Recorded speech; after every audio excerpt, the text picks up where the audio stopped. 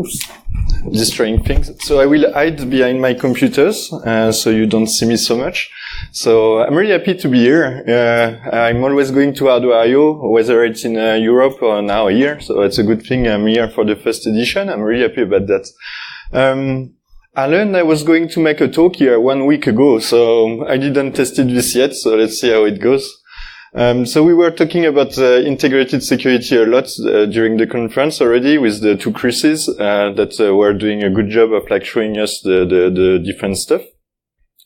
I want to take a different approach here. I want to take like to speak about like offensive security, so it will be maybe less technical and it will concern the high-end reverse engineering lab. So the tools that I will use and what I'm gonna do will be similar in a way to what Chris was talking about this morning and yesterday. But at the same time, it will be a bit more advanced, I would say, in the term of like how the things are done. All right? So I will quickly introduce myself. So I'm Olivier Thomas, founder and CTO at Texplained. So we are specialized in reverse engineering chips for all different types of application. And I'm also co-founder of IC Inside, which is a lab. In fact, it's a subsidiary of Texplained, where we basically can deprocess a chip, depackage a chip, take pictures of a chip, and then give that to Texplained so we can retrieve netlist and do whatever we are asked to do with the chip, basically. So the idea behind this is like if you can do reverse engineering, you can do a lot, you know. It's not only like what we were saying this morning is like attacking the chip to get like the content out, but in fact there's a lot of things you can also do, like supply chain validation, obsolescence management, IP infringement research and stuff like this. So I will speak about that also during the talk because you will see on the security side, on the defensive side at least, IC security I think is like there's still some work to do to get a secure world. Anyway, so this is the summary of the talk here. So if you have time to read it, it's fine. I will not read it personally. And I just want, my goal is to try to start a discussion with you basically about like what with reverse engineering chips and what can we take from this regarding security perspective. All right? So I will start with going in the process of reverse engineering a chip. So yes, I will start with the equipment because we saw Chris's were using wet chemicals. I'm also using wet chemicals for what I do. But when it comes to deprocessing a chip, I also use plasma etchers. So wet chemicals, what we were listening to this morning was like if you try to deprocess a chip and the tech is a bit small, it's not going to work very well. The surface will be uneven. If you have empty areas, it will create holes and stuff like this. So it's not really cool. Plasma etching on the other side is something which is pretty nice, you know, so you create a plasma, so you excite a gas to separate electrons and the other parts of the atoms. The idea is like depending on the gas now, you will be able to remove oxide or metal, okay? So it gives you like a lot of precision. It's slow enough that you can control and check your result and so on. So that's something that is used in labs. But if you do only plasma etching, it's not going to work too, to be honest, because it will be super nice, for example, to remove the oxide layers, and suddenly there are lines. And if you continue plasma etching, you will keep the profile of the line. So as you go down, this profile will get super messy, and you will end up exposing several layers, or maybe not seeing what you are looking for. So the idea is really to be able to combine the different techniques, so wet chemicals, dry chemicals, and also mechanical polishing, CMP. So for me, it's not chemical, you know, I'm not the chip vendor, so I have no idea of the materials that are used in the chip. Okay. So I do mechanical polishing only. All right. So this is the machine we use for doing this. So it's a polisher. Okay. So you see, for example, here it's a disc with diamond particles that are coated on it. And the cool thing with this machine, it has an optical microscope and a 5-axis arm. Maybe it's even more than 5, I don't even know. But it's super precise. You can polish chips that will be below 90 nanometer and keep going with it. Alright? But the key will be to mix the techniques. Alright? So as you could see already, what I will describe is using already a lot of equipment. So next, the deprocessing technique. I was thinking to show you pictures, but then I have so many NDAs that it's difficult for me to show you pictures. So instead, this is a chip, alright? And what you want when you delayer a chip is basically remove the passivation layer, so the top oxide layer to reach the lines, so you can take the pictures of the tracks. And then you want to basically remove the tracks and take pictures of the vias. And then remove the vias to get to the lines. And you continue like this until you reach the transistors. Alright? And now you take the pictures of all the transistors. And, that's your base material. So now you end up with a stack of pictures. I don't know, to give you an idea, we have 1 hard drive per customer, basically, because when you do a project, it can be 200 gigs of picture, unprocessed, and then you will process it, blah, blah, blah, blah. So you end up with a full hard drive. Imagery, optical imagery. So this is a picture I can show. It's a 8051 microcontroller, nothing secure. You can buy this on DigiKey, just like to give you an example. That's a picture, an optical picture. And as we saw this morning, if your node is small, basically you're not able to use this picture to trace signals or to find things inside the chip. So basically that's not what we use as a source material, but it's already a good thing because you can see the memories, the different memory blocks, the CPU, the analog circuitry and so on. So it's good for having an overview and for quickly function map, I would say, the IC you want to look at. Same IC, but this time scanned with a SEM. Alright, so I think the optical scan was maybe 200 pictures. The SEM scan here is 10,000 pictures. The resolution is a bit bigger because so here all the interconnection has been removed, and basically what we see here is the doped silicon. Alright, so resolution wise with the SEM you can image whatever you want because you have like a lot of resolution. I think like the modern SEMs have a resolution of something like 0.7 nanometer per pixel, which is good even if the tech you want to look at would be 5 nanometer. Alright? Then this is where my process stops, to be similar with Kristanovsky's process, because what I want to do is I want to trace all the signals first, all of them. Because if I trace all of them, you will see after, if I need to find something, it's going to be a bit faster. So the idea is to convert the pictures you have from the chip to a netlist of the chip. Alright? So I took an example here. So I think there's the chip manufacturer name on the slide. It's not a secure chip, again. I was trying to be, to respect the secure chips. So what you see here is top layer of a device, it's a tiny microcontroller. And here you have like the substrate layer of the same device, alright? So basically here you have no interconnects anymore.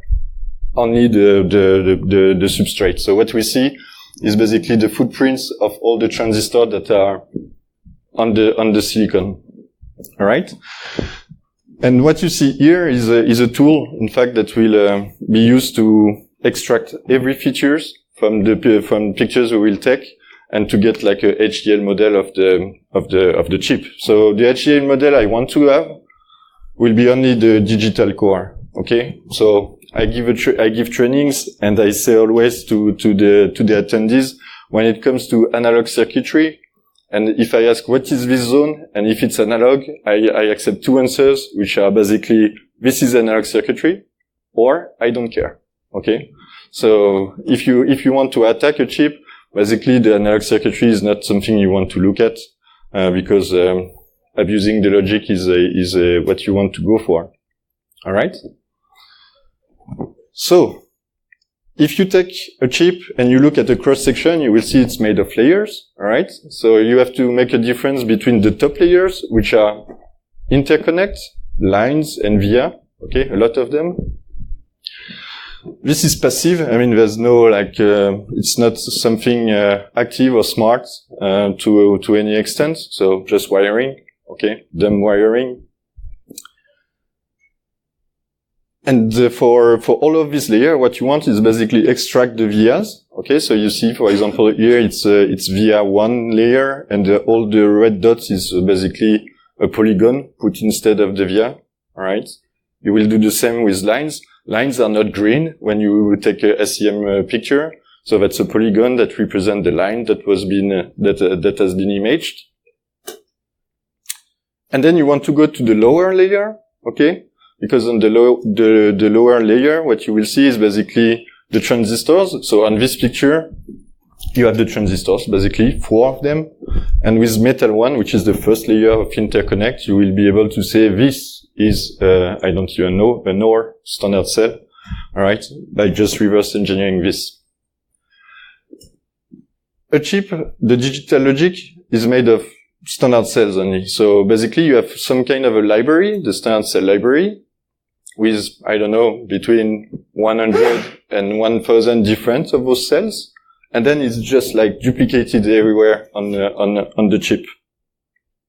And that's what you can just reverse engineer. Okay. So you will end up with a catalog like this, which represents mainly all the different standard cell varies inside this design. The cool thing is like, now if I'm looking at a chip from the same, chip vendor, with the same tech node, there is a high chance that they are using the same standard cell library. So basically I can reuse these results on different chips, okay? So it's a one-shot operation to reverse engineer a standard cell. For those who took the training, they know how to reverse engineer this, so it's not a complicated or long process. But once you have this now, you can go inside your core, and you can find all the different instances of your standard cells, alright? And basically, you just like made a map of what was going on here, alright? Once you have a map of this and you have extracted the standard cells, but also all the interconnects, a software can just for you build so I use VHDL, should say Verilog in the US, somebody told me. So you can make a HDL model of your circuitry, alright? And that's gonna be a representation of all the interconnect between the different cells. And this is inside the EDA tool, you know, it's not part of the software. And why it's important to say this? It's important because it means that this, you can just simulate it, alright? So if you have something you don't really understand, you can go to an EDA tool and simulate what you have just extracted from the chip. It's even better because in fact you can simulate attacks, you know, you can change wires like I would do with the FIB, but in the netlist and see if the attack works, to prevent any countermeasure to say, no, stop, doesn't work. So I can really work on a model. Alright? Of course, it's not the end. The last step would be to hierarchize this netlist because this netlist is flat. Okay, so if you try to read something which is that flat, it's gonna be super painful and you will not understand a single thing, I would say. So if you are capable of like going from your VHDL model flat to something which would be hierarchized like this, so now you start to see the different buses and the different structures inside your device, and basically you will learn a lot, okay? And yeah, so that's about the process. I can show you in the soft how it looks. I have time, I think, to do this. Oh, just went to sleep. Alright. I have time. So let me switch computers. That's so high tech. I have to say that the first reverse engineering software I was writing was on Mac OS X, and this tool that we will license somewhere between now and the end of the year is working on Windows, which is a bit frustrating for me, but what can I say, you know? So here you see, so we have a chip with the different layers, okay? So poly, where you can see the polysilicon, the doped areas, basically. the contacts and the polysilicon gates of the transistors. Metal 1, so it's the first interconnect layer, tracks only. Via 1, Metal 2, via 2, and M3, and you can see here that basically I extracted tracks, via, via power rails, alright, and also the standard cells. It's not in white here, I don't know why. But here it is, so maybe I did this on the poly layer only. Alright, so this is all the different layers. Of course, what I did was like, what we did, I mean, I didn't do it, all by myself on this one, but this is basically all the standard cells that have been used to, design the chip. So I put some names sometimes, basically if it's an inverter, if it's a mux with a flip-flop, which is super interesting to have, or latch, or things like this, I put the correct names, just to have a visual reference. But if the standard cell is doing some funny operation, I call this combi, like combinatorial logic, because it's something that maybe I will not use so much. Alright? Of course, after we can zoom in, put a model inside and say how it works, basically. But yeah. And then, in fact, after you extract all the features, so this is so without mouse, it's gonna be tricky. But this is the digital logic of the chip we just saw before, alright? So this picture, I don't know if it's big or not. I suppose it's quite big. And let's zoom in just to get an idea of how this works, So the software is working on a GPU that I have to deactivate to use HDMI, so it uses now the Intel integrated GPU, which looks to be really bad. Okay, but anyway, let's move in, You see it refreshes everything at once. And this is, in fact, our top layers. So only lines. And you see, so I didn't touch the pictures. That's out of the SEM, so it's white on a black background, which is like very favorable if you want to make like picture recognition, feature recognition. And this is Metal 3. Of course, underneath you have like the VIA layer, which looks like stars. It's pretty cool. M2. So every layer has like a different orientation, And then you have the VIA that goes to M1. And below M1, so M1 is one of the layers that is used to build the standard cells. But if you look at the poly layer, you will see basically the transistors and the standard cells, and you can, for some, identify quickly what they are. I see a couple of inverters here. This is an OR gate or whatever. Okay. One thing you're not interested in is those things here, the big blocks here. This is capacitors, and basically it's not something that I would even want to look at or extract or anything. All right. So of course I was saying just before, from this you extract the features. So you extract the contacts on this layer. Okay. So there's the number here. So this is the number of contact on this layer. So it's almost 1 million contacts on this layer. Almost 200,000 lines. Okay. Whoops. Click twice. All right. And it's also 28,000 standard cells. All right. But I didn't took them all. It's still a work in progress, this thing. It's just for demo purpose, so sometimes you are lazy to finish this kind of step. So there might be some cells missing here and there. But yeah, this is just to give you an idea. Of course, if you zoom out, you will soon realize that this thing, so that's only 30,000 standard cells, but that's already huge. I mean, maybe displaying the lines wouldn't be a so good idea, but just to give you an idea. All right. So when you have this, basically, you just validate this, and if I press this button here, in something like 10, 20 minutes, we'll have the VHDL of the chip. And from this file now you can work in an EDA tool, or you can use whatever you want, basically.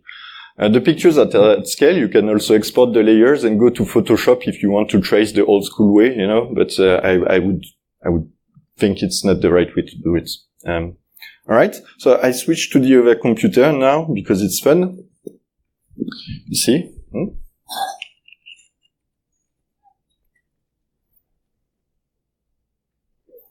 And now let's see what we can do from that, because it's good to have a VHDL model of a chip, but so far it's not super interesting.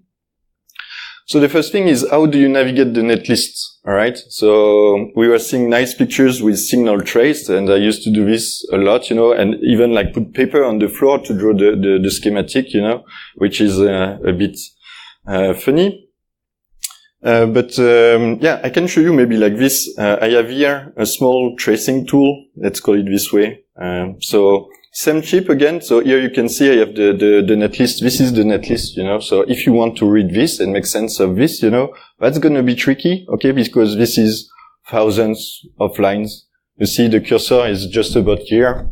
And I am at line 55,000 already, So reading a flat netlist is not something that you want to do. All right, that's not a big deal. Let's put this somewhere. So I was doing just an experiment this morning. It was tough to finish in time, so I just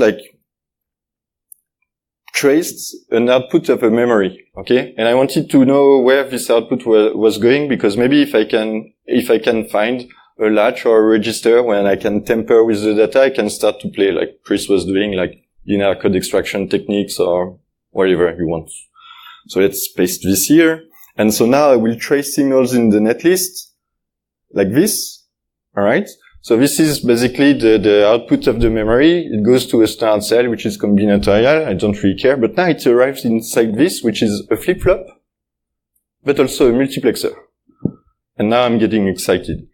So first thing I want to know is where are the other flip-flop, because I know this is a 8-bit CPU, okay, so I should have 8 flip-flops, not only one. So I need to trace, to trace the signals to find the other flip-flop. So yeah, I think it's those commands here.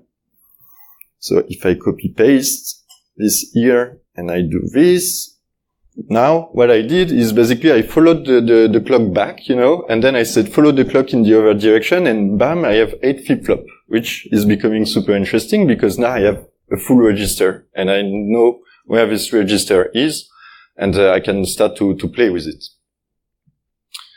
Alright, so I wanted to know more, so I wanted first to verify this, so I wanted to go back to the memory, basically. So going back to the memory is something that you can also do pretty quickly. And you see that it's going to the same kind of cells here. So it's a good sign that you're going into the good direction.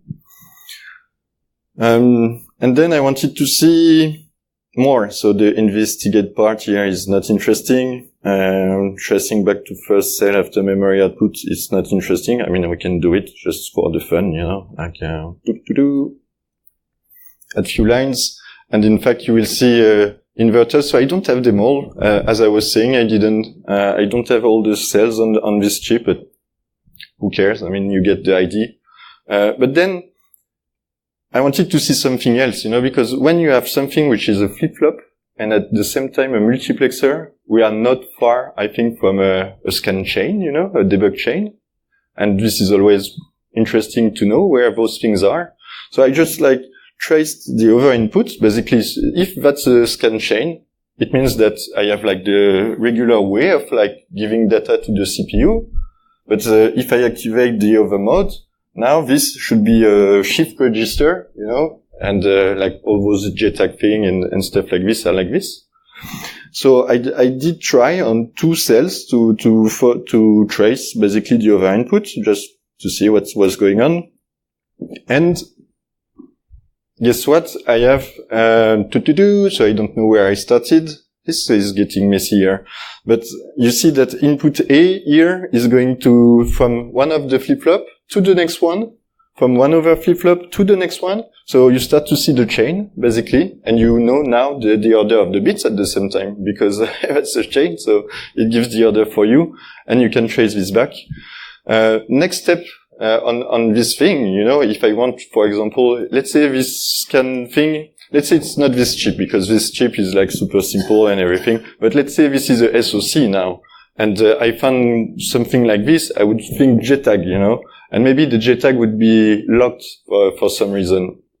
If I see this now, I know that I can trace back the selection signal, okay, in some kind of like deep search kind of approach. So I would say to the tracing tool, follow the signal back, and I want to know all the cells that are in between this and flip-flops, which will basically give me the control logic of the JTAG. And now I can start to look for how do I reactivate the JTAG, you know, maybe with like a semi-invasive attack or micro-probing or whatever, you know. So,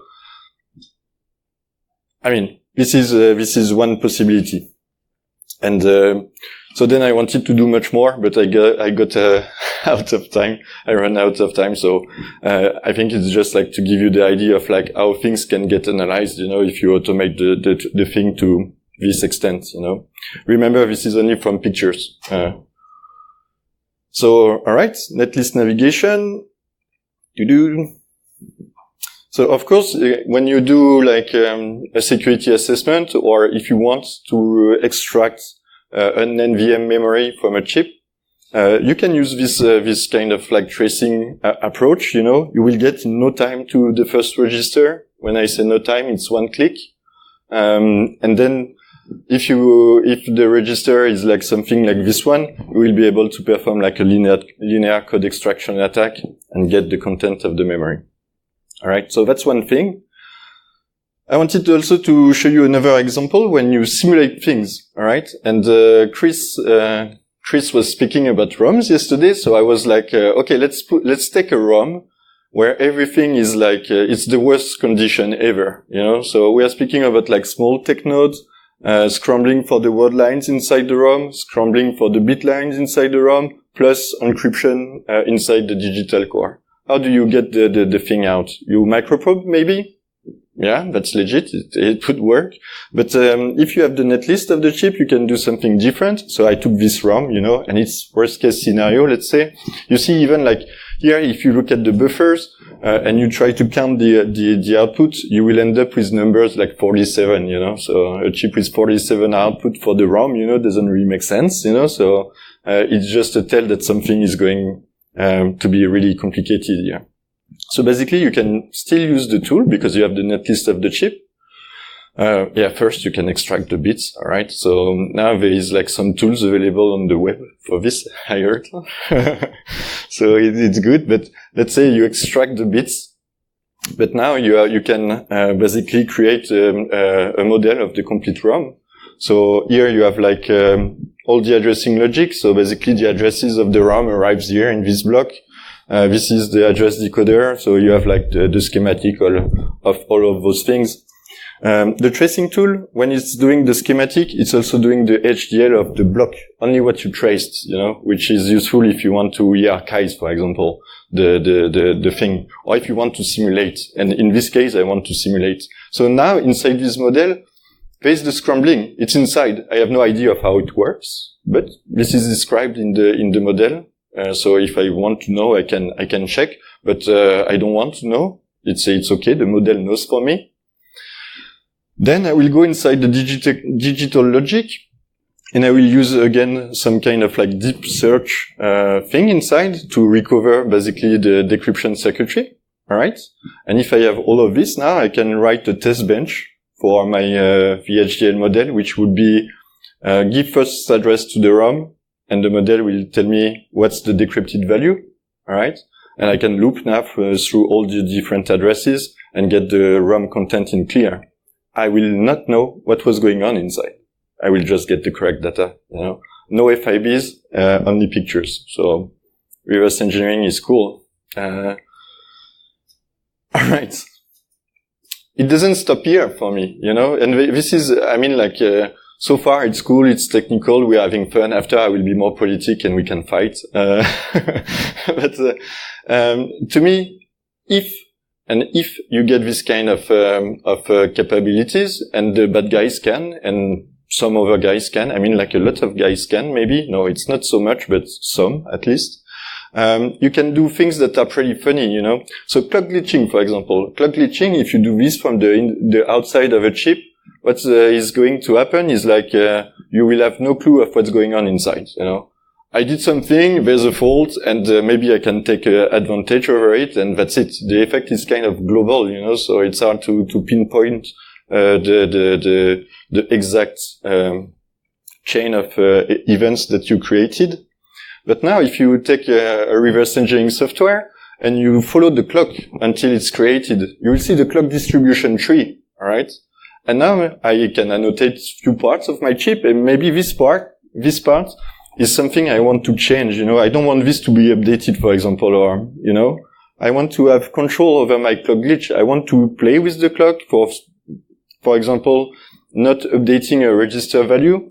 And what I will do is I will put a needle there, or maybe do OBIRSH or some kind of like crazy techniques to just inject an error on a specific area. But I will have control this time. To some extent, this is true also for VCC glitch. To some extent, it's really dependent on the type of device and how it's mapped. But why not? I mean, why not? So that's one example. Another example would be what we call the smart gun. Okay, smart gun is pretty cool. So, for example, when you do laser glitching, you will take a laser and basically you're fishing. You don't know where to place the laser. All right. So maybe you can just, you know, test every point of the chip, but make some map. You know, it's gonna take years if you want to have a test which would be correct. But in fact, here it's a map, so it's again the same chip. In red, you have the sequential logic cells. In blue, you have the combinatorial logic cells. If the laser is on a combinatorial logic cell, as soon as the laser will be off, the effect will disappear. Okay, so you have your chance of actually injecting a fault is pretty low on those cells. On the other hand, on all of the red cells, that's registers, you know, that's flip-flop. So if I change the value, now it will keep the value, even if the laser is off. So if I want to inject a fault, I can inject a fault here. I didn't show you, but all that is traced also with the tracing software is mapped. So it's cross-referenced with the pictures. So basically, if you find a register and you want to play with only this register, you can have a map and synchronize the thing with this. So I was speaking about the smart gun with a laser, but if you do EMA attacks or photo emission, being able to map things on a chip will help you to make sense of your data. I would also advise to build a custom station, you know, like you do-it-yourself laser station like this one. It's pretty cheap. And now if you can link this with a map of the cells, it's going to be super effective, especially if you use techniques like OBIC, for example, to make the picture of the chip. So that's an example here. Anyway, so let me check the time. Okay, so far, so good. So yeah, this is where it gets pretty bad, I would say. So I call all of these different attacks reverse engineering based attacks, you know. And to me, it's kind of a new class, you know. But if you look at the security evaluation schemes, you know, you'll be shocked, you know. So I'm from Europe, so I can speak about common criteria much more than the other certification scheme. But basically, if you look at certification scheme and common criteria, you want to reach 31. If your chip is ranked 31 or above, it's secure. That's what the thing says. So it also says that your chip will be evaluated against non-invasive attack, semi-invasive attack, and fully invasive attack. But now there's something wrong here, because as soon as you say, I'm gonna try an invasive attack, you already reached 31. I just said it, 31 points. So the chip is secure. So the attack is considered as a residual threat. Alright? And when I say invasive attack, I'm only speaking about microprobing. I'm not speaking about like getting the netlist out and being able to map data and to use the reverse engineering data to build something way more complicated. Okay? So basically, those certification schemes don't take this into account at all. Okay? Even if it's written on it, it's not true. So at the time where you start your attack, you're already at 31. So the chip is secure, you know? Too bad. And we are speaking about chip. I'm not speaking about like, a CPU. I'm speaking about like, for example, secure elements, you know, that you want to protect something. And maybe the secure element is 10 years in the field, and after 1 year, somebody can just like do what he wants with it, and end of the game, you know, but the chip was secure. Okay? So, alright. Don't say too much, and don't get angry, that's okay. On the other side, so that's the list of some of the service that we do at Texplained, but you will see that's things except the design review thing. All the rest is based on the fact that we can reverse engineer the chips to the point where we have a netlist. And here you will see like different things, and it's not always security, you know. And people need this, alright? So what do they need? They need risk assessment. If you are a chip vendor and you want to test your chip in black box situation, for example, you can do risk assessment. OEMs and integrators want risk assessment much more than the chip vendors themselves. Okay, so this is just, I said nothing. They don't trust, in fact, the datasheet for some reason. And they want to make sure that what they heard with the certification scheme is true, or if they want to also know about like the invasive part of things, it's something that's pretty interesting. OEMs and integrator wants to benchmark the different solutions they can put in place, you know. So that's a second thing. And then hacking the pirate's device. So was doing this with Chris in the pay TV industry for some years. It's a fun thing to do, but it can give you the opportunity to learn about what the pirates are doing. So maybe you are better at doing countermeasure. I said maybe, but that's something that people can want to try too. So that's the security, the regular thing, I would say. But there's something more to it, like forensics, for example. What's with the iPhone, you know? How can I access all of it? You know, it's getting complicated at some point, you know, but the people will want the data anyway. So what they will need to do is basically go to the chips, you know, and try to understand what's going on there, you know, so they can build like super complex attacks to get to the data, you know, because fighting against terrorism or child pornography or this kind of things is something that matters, I guess. And if you need to do this, let's do it, you know. It can be fun. Another thing is compatibility, you know. So Chris was speaking this morning about printer cartridges. Yeah, you should see how this is driving the reverse engineering market, you know. So you will hear nothing about those labs who are just like producing the solutions, but they produce solution because you can buy on eBay, Amazon, eBay, I mean like wherever you want, like the cartridge, you know, the off-branded cartridges. And the market is huge, like the cartridges alone is like $1 billion market per year, you know, that's the annual revenue here. So if you can hack one of these printer cartridge, you can buy a FIB, a SEM, and all that you want, you know, because the first time it's gonna be alright, you know.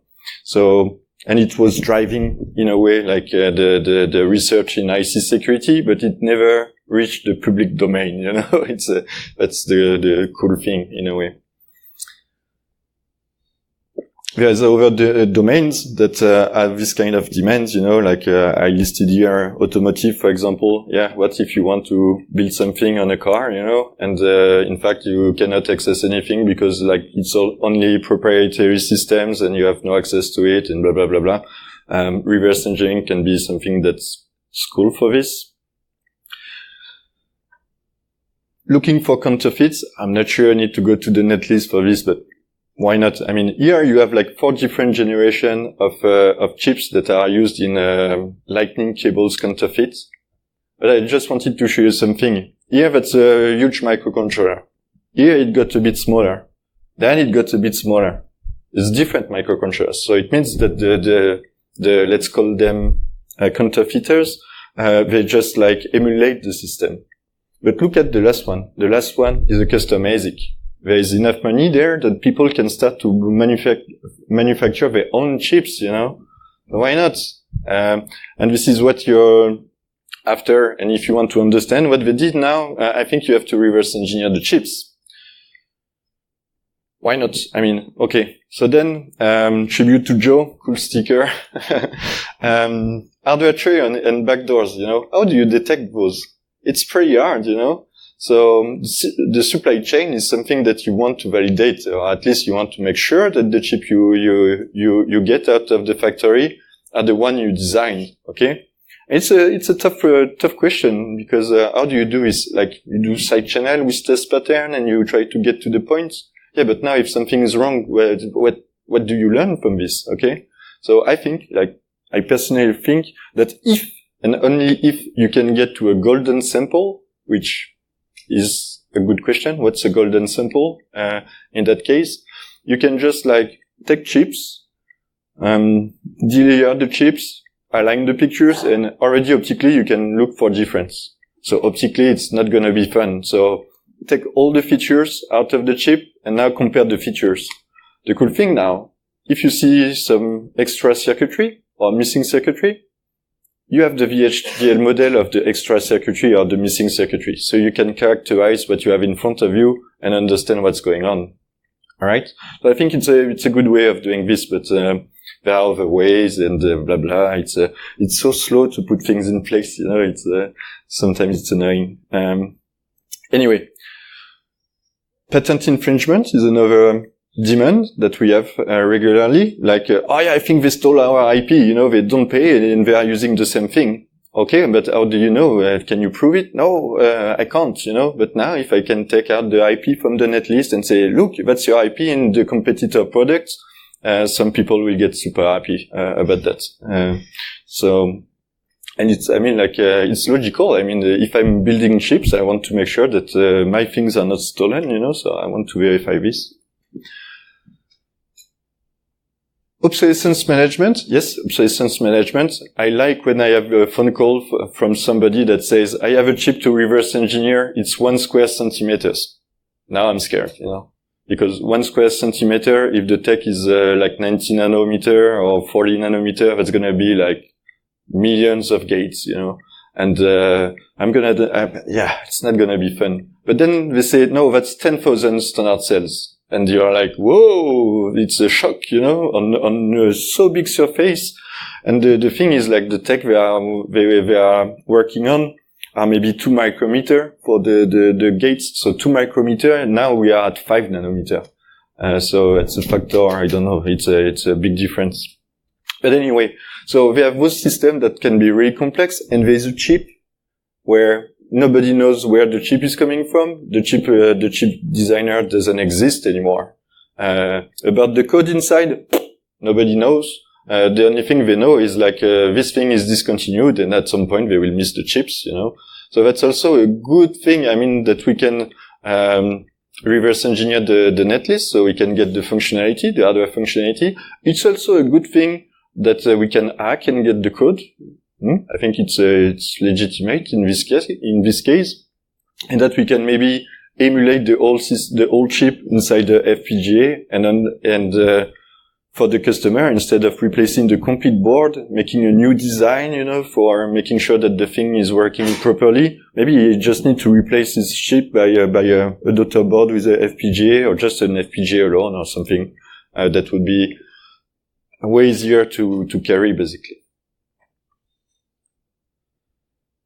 That's all I want to say. No, what I want to say, I want to conclude on this. As I was saying, I want to start a discussion with you, okay? Because I was speaking only about like hacking chips, you know. And the thing is, like in conference, it's pretty rare. So Hardware I/O was like mind-blowing for this, like at least 4 talks, at least about like integrated circuit security.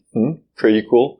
But it's always offensive things, you know. I'd like to hear more about the defensive part of it, you know, because, so at Texplained, we design some countermeasure when we see something that we can do, but, most of the time, those countermeasures are kept secret by the chip vendors, and they don't add security.